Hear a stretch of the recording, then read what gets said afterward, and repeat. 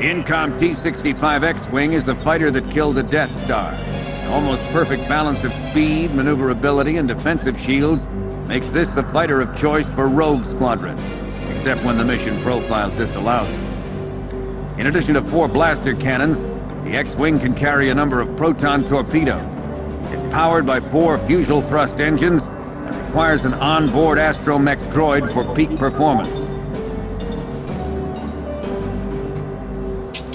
The Incom T-65 X-Wing is the fighter that killed the Death Star. An almost perfect balance of... The A-Wing is the fastest fighter we have, capable of matching a TIE interceptor in speed. Twin J-77 Event Horizon engines power the craft, and twin blaster cannons provide offensive weaponry. However, what we gain in speed, we lose in defense. Deflector shield capability is significantly less than the X-Wing. So make sure you use your speed to dodge lasers rather than relying on shields. The A-Wing also carries a limited number of missiles. The A-Wing is the fastest fighter we have, capable of matching a TIE interceptor in speed. The Snow Speeder, modified with armor plating, stronger outboard laser cannons, and a harpoon tow cable for the rear gunner, is not a true flight craft, but a repulsor craft, so the flight ceiling is quite low. It hugs the ground well and is also quite maneuverable, but the addition of deflector shields was deemed costly and time-consuming, so watch yourself. The controls are quite similar to the X-Wing, so don't worry about additional training.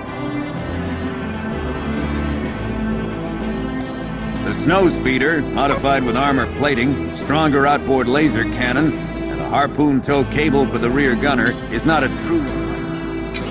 The Y-Wing is the workhorse of the Rebel fleet. It's not quick or flashy, but it gets the job done. The armor on this ship is extensive, and the shields will protect you from just about anything, which is good, because you won't be going anywhere fast. The Y-Wing is used mainly as a bomber, because it can carry a heavy payload of missiles, torpedoes, and bombs. The other important weapon is the topside ion cannon, which rather than destroying a target, can disable it for later capture.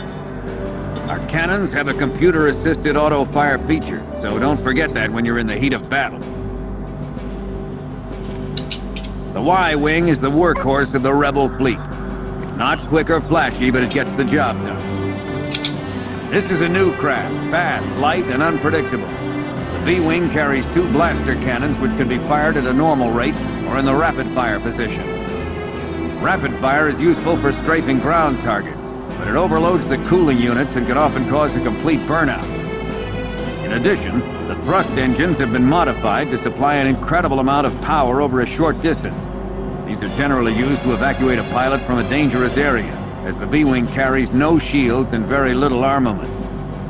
That said, the V-Wing is extremely nimble and stealthy, and is an even match for most adversaries.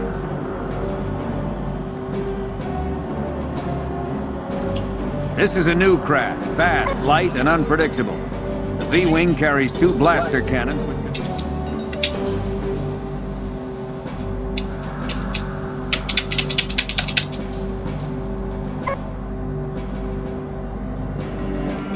The Incom T-65 X-Wing is the fighter that killed the Death Star. An almost perfect balance of